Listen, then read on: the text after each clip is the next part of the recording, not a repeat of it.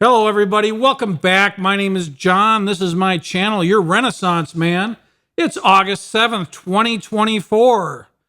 Today, we're going to talk a little bit more about starting a YouTube channel. But before I get into all that, I want to thank our subscribers. You guys are awesome.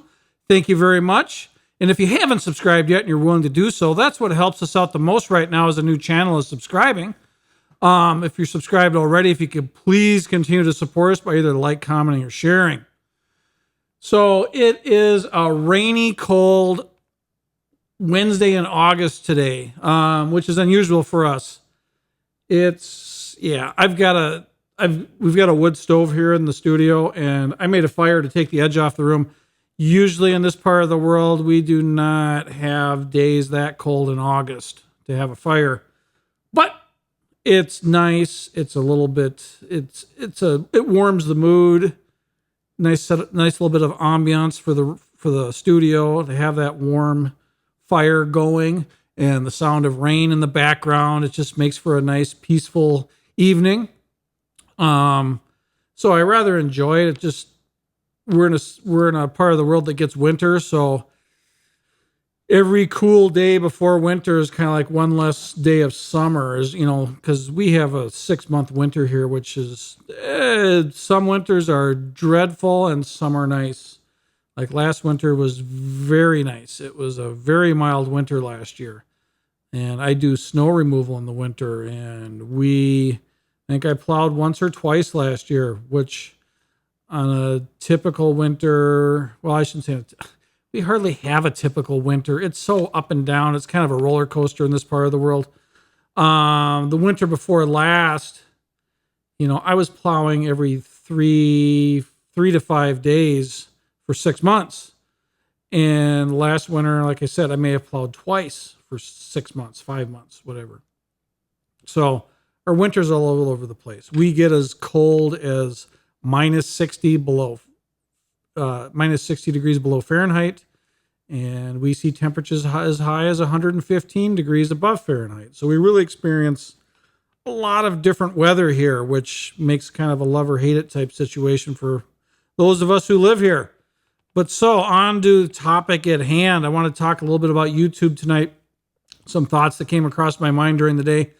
So if you're starting your new YouTube channel, your second YouTube channel, like I said, this is a brand new channel for me. I have another channel, and it already has a direction and a niche, and this type of content would take it off course. So I wanted to apply things that I've learned on that channel and share it with you guys. So little background with me. I'm an entrepreneur type. I've had multiple businesses, and they've all been a start from scratch type business. Nothing that was handed over to me for me to carry on. They were all start with 0 customers, kind of like a YouTube channel. And that's what I want to talk about. Starting a YouTube channel is very much starting a new business, and not a franchise business, a brand new business. Like if you were starting a McDonald's or something like that, or bought into the franchise, you would have name recognition going into it. So you would automatically have customers right away because people would see your sign and they'd be like, yeah, I've been to McDonald's.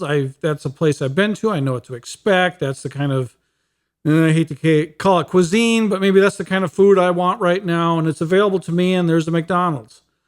Whereas if you started Jim's Hamburgers, it'll appeal to some people on some level, just the name and the quaintness of it, but you won't have that instant name recognition and that instant influx of customers. So very much like a YouTube channel, when you don't have, say, a celebrity name that people recognize, you are starting at 0.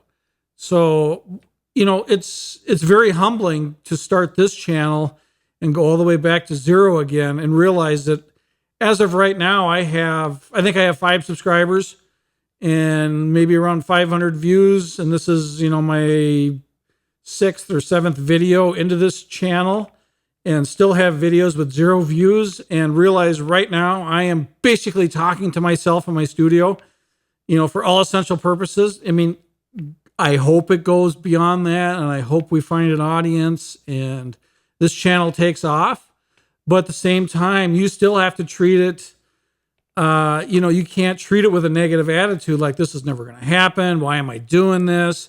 Your love has to be there. You have to be engaging. You have to, present the side of yourself you want presented to the people who are, you want to watch this. So, and when you don't have anybody at all starting out, like say with this channel, you realize you're talking to yourself, and it may be a long time before somebody finds this. It may take off, fairly quickly. It may take off instantly. And so when you're starting a new YouTube channel, just like a new business, you're essentially gambling. You're hoping that you have the fortitude, the drive, the something special that somebody will want to watch, and hopefully more than one somebody. And, granted, not everybody does this for the sole intention to make money at. There are people that want to do this for sharing their art, for example. But at the same time, they may use this, then start to realize that this is a good way to advertise your art and direct them to a website and sell your art. Or you may you want to share other things, skills that and then that may be advertising for a business for those skills that you sell. But then there's also people that just want to share information, not necessarily redirect you to a website or training or some sort. So, your intention behind YouTube is your own. My intention with this channel was, the reason it's called Your Renaissance Man is I have a lot of different experiences in my life. And on this channel, I'd like to share some of the stuff that I feel I know enough about to hopefully give you folks, whoever may be watching, a little guidance in life, a little shared experience that may benefit you, help you along the way, get you to a place you're trying to get to, So like I said, YouTube is, starting a YouTube channel is like starting a brand new business. What's great about YouTube is, they pay the rent, so you have a storefront, you have the YouTube brand, and you have the audience that is already engaged with YouTube. And then YouTube is going to try to find you an audience based on how you input your videos, meaning your title, your thumbnail, the quality of your videos, and some people do what I call low effort videos. And by that, I mean, we'll just say lesser quality video, audio, all that kind of stuff. I spend a little bit of effort on my audio quality and my video quality that's a little bit above, say shooting it with just your telephone. And that's not a guaranteed success or, with YouTube, because those, what I call low effort videos, there are people that are going viral with videos like that. So my recipe is not necessarily a recipe for guaranteed anything.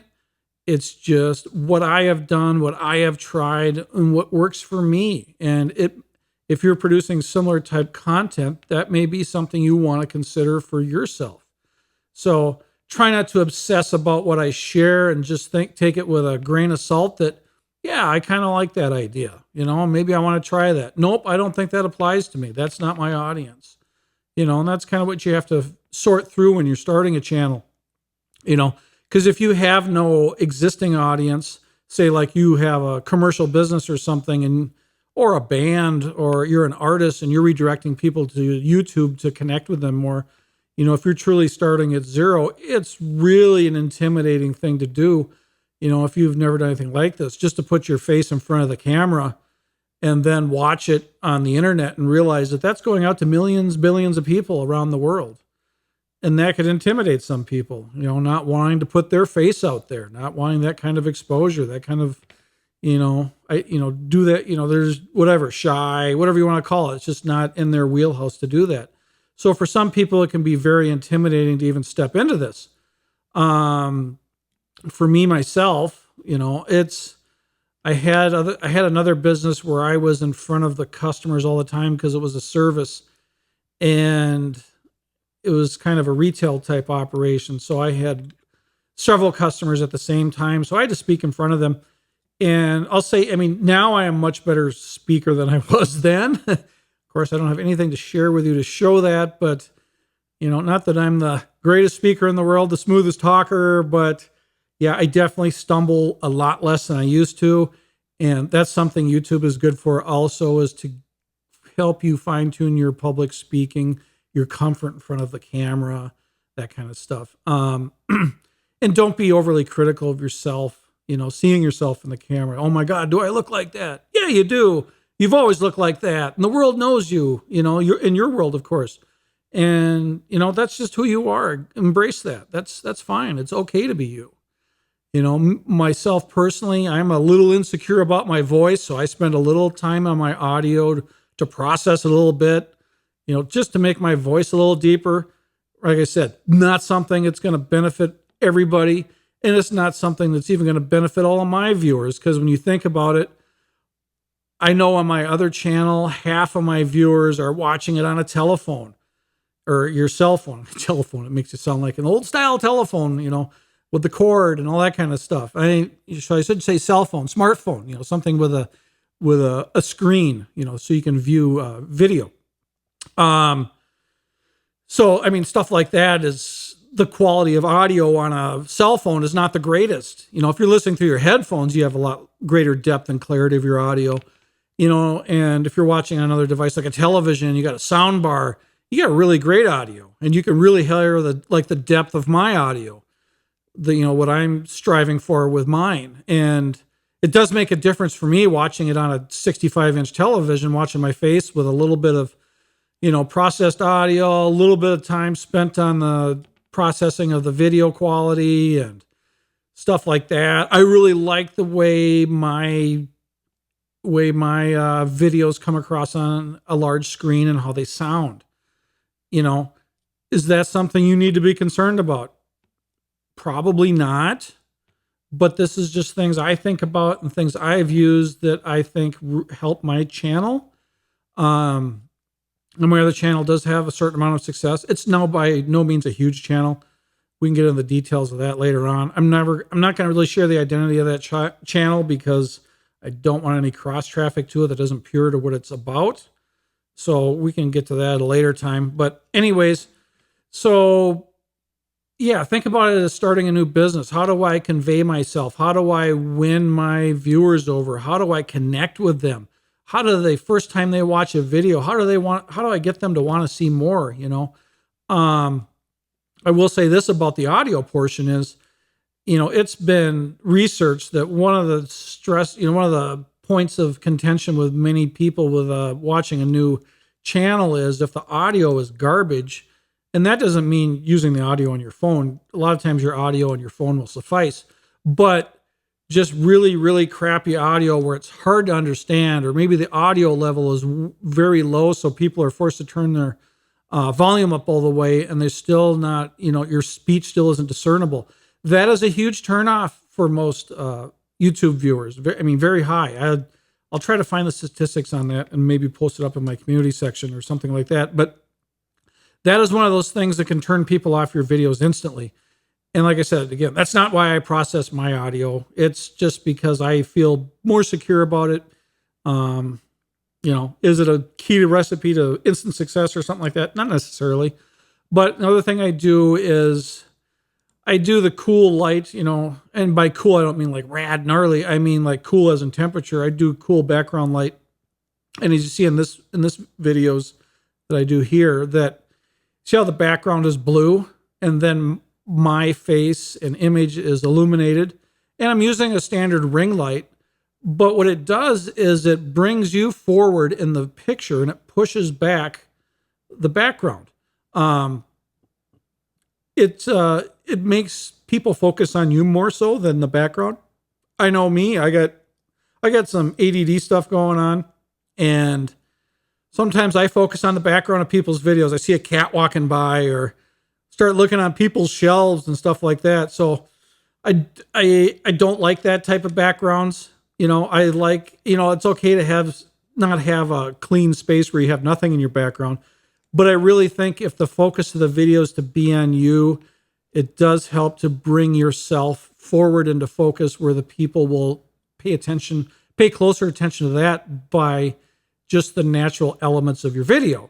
So yeah, you can try to look at the shit in the background of my shop right now in my studio and say, what else does that guy do? You're looking back there, it's like, there's some stuff on the shelf there, and, it's not easy to figure out, whereas some people you can, there's some people I follow and they have a very large audience and they don't do that stuff.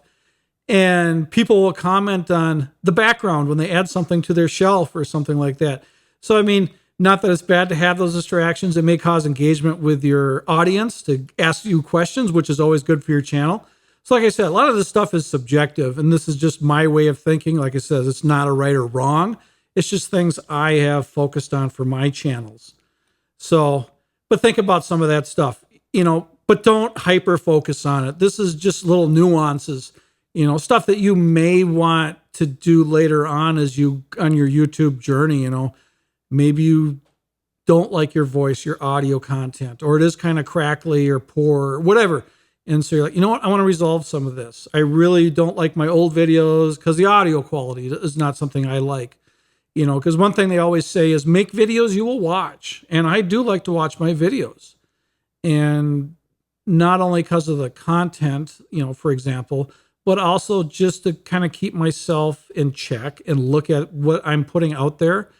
And just, kind of separating myself occasionally from it being my own personal video, and then just watching it and trying to separate that it's me, and just, what do I notice? What do I like? Is there anything I don't like? Like sometimes I stumbled too much in that video. I shouldn't have let it go like that. I should have edited the audio out. I should have edited that part out, And you don't necessarily have to go back and clean that video up, especially if you're new to it. Just let it slide and then just kind of make each video better. Because the last thing you want to do is keep reinventing your first video or your second video or your third video, And if later in your YouTube journey you decide that, man, I like that topic, but I've advanced so much since then that, I want to do it again, by all means do it. After you fine-tune some things or got more knowledge on that subject or whatever, redo that video and, set a new standard for yourself, and you don't even have to take that video down. You can redo it again with your all new fresh perspective, your all new fresh editing skills or whatever it may be that, brought you to redo it, or your new knowledge on the subject. You don't have to do an addendum to that video, or maybe you would want to. Maybe you want to do a part 2, or you just want to redo the whole thing. And that's what's great about YouTube. There's not a lot of right or wrong. There's some things that are not, suggested you don't do. There's things that are just not good for you in general that are going to be not necessarily detrimental, but may hold you back, like not having solid thumbnails. I still see a lot of YouTubers that have no thumbnails, and just use their opening shot with nothing written on the screen. There's a lot of free editing software out there right now. Because think about it, back again to starting your new business. You have a storefront. YouTube is giving you an audience. You're a store in a strip mall or a major shopping mall, but you don't have a sign out front. That's essentially what your thumbnail is. So to have a thumbnail that at least gets their attention, it's got to stand out from everybody else's thumbnail, at least to the point they're like, oh yeah, that's something I'm interested in. Because if you don't even have a thumbnail with nothing written on it, nothing a person can read, you're hoping that whatever your opening shot is something that relates to what they're looking for. And a lot of people are getting, used to having thumbnails that explain things, have some sort of catch line or whatever that it engages them to check into it deeper. So with no thumbnail at all, it's really a poison. It's really detrimental to your being discovered or getting your views up or getting a new audience. You really have to, you have to have that brand. Granted, I understand you don't have a brand yet, but establish a brand, create a brand, start to do a consistency so that, especially like with videos like this, where it's a talking head video, you need to put your face on those thumbnails, because as you get your engagement and you get your more viewers and stuff like that, people are going to start seeking your videos out. So what's the easiest way for them to know it's one of your videos is to see your face. So I encourage you to think about what I've been doing on this channel is doing kind of like the split half and half thumbnails where I have my face on half of it. So there's that easy recognition. And then trying to make a thumbnail with, the writing part, the writing portion, the written portion, enough that's like, oh yeah, that's something I'm interested in, and then as they may like my content and they start seeking it out and YouTube starts pushing them, because that's what YouTube does. When you click on a creator and you've watched their videos, especially you watch them to the end or give them a thumbs up, YouTube will start to push more videos to that person. So now they're pushing more because say you got a new viewer and they liked it, and so now YouTube starts pushing them more videos. And especially with like a talking head video, it's like, it's easy for them to see your face and without even reading the thumbnail and say, there's that guy, there's that gal, there's that person. And I just watch one of their videos. And then hopefully they go down the rabbit hole of going directly to your page and then start doing some binge watching, that kind of stuff. But you need that easy recognition once they found you to keep that momentum going, just like doing your where YouTube adds, links to your other videos at the end of your video. Very important. Always do that because that gets people to engage you and seek out more of your content. And that, especially if they watch them all the way to the end, because then they get pushed at the very end and it's like, yeah, I want to watch more of that. So take advantage of that also. And, that's part of the thing that's recommended too is start out your channel with a few videos, not just one. And what I tried with this one was something I learned from, one of these creator channels is start out with 5 videos so that if they found you with one video, they got 4 more to watch instead of a one-hit wonder where they click on you, they like the video, there's nothing else there. So there's no reason to subscribe. There's no reason to binge watch. There's nothing. So, there's these little tactics, these little things that, very much help you get the engagement, also encouraging people to comment in your video at certain points. Like when you discuss a question or a topic, you go back to the audience. What do you think? Put down in the comments. Let me know. What was your experience with this? Anything that builds engagement is positive for your channel and positive for your growth. On my other channel, comments are kind of hit or miss because I'm not always discussing topics that are that engaging. So sometimes I'm kind of doing like how-to type stuff. Once in a while, people will ask specific questions to kind of figure it out a little bit more because maybe I didn't cover it as well.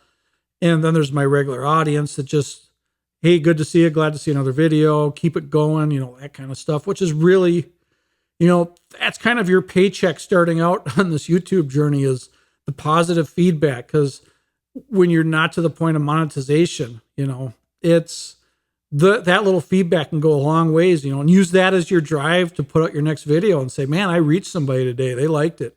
Let's give that person another video, and it's, don't overthink it to the point that, man, only one person liked it. That's a huge success. There's millions of creators now on YouTube. If you can reach anyone and get it going, that's what starts the momentum as one viewer. The longest journey starts with one step, and your journey on Facebook.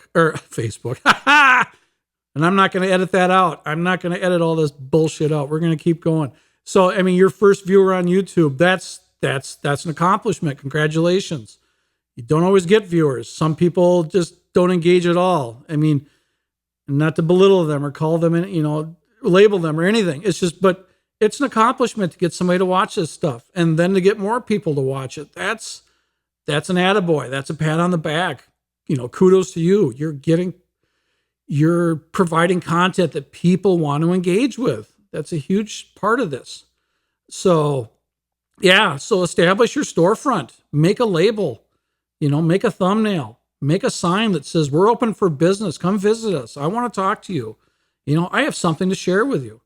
And the other part of that is, being humble and being passionate about what you're talking about and being humble too. Big egos are a big turnoff for a lot of people, and you can be, but confidence is inspiring to people also, but you can be confident without a big ego. And, think about that too, and I try not to say I, because that looks like an ego. I did this, I did that. Me. It's not, it does kind of turn people off. I mean, I like to say we a lot because I feel that even though some things I may have done myself, I wouldn't have done it had I not had somebody supporting me. So I don't always feel like anything I do is, completely my own success or failure or whatever. Well, I shouldn't say failure. I'm not getting into blaming people like, yeah, if he wouldn't have liked that, I wouldn't have done this and then I wouldn't have failed. That's not what I'm getting at. Don't take it that way. Because I know some of you out there can spin anything into whatever. So we're trying not to spin off in negative speak. It's because you got to keep a positive attitude when you're doing this stuff. And it really helps to keep a positive image when you're videoing yourself. You don't want to have a pity poor me type situation. It's one thing to share stuff with your audience and maybe it makes you sad or somber and connecting with them and developing your community, of course, and showing a vulnerable side. That's good. But speak as yourself as being a victim all the time, that turns people off. But anyway, so yeah, create your thumbnail. Stay positive. Stay positive in your videos. Engage them. Be open and try to be smiley and just try to be somebody they want to talk to you. I mean, I get into some wonderful conversations with my other channel through the Facebook group I create around it, and you get people just thanking you for doing your videos. And that's very humbling because when you're doing this, like I said, you're when you're starting out, you're talking to yourself. So you're really doing this to appease yourself in hopes that somebody else finds it, So then when you start to reach people and you start to get positive feedback and even conversations around what you do, that's heartwarming. That's a paycheck, There's a lot of us out in the world with our regular jobs. We can't even get an attaboy or a good job or thank you sometimes. And, so then to have somebody that just stumbled onto you, who owes you nothing to engage you, and compliment you, that's really cool. That's like a sign of you making a difference in their life.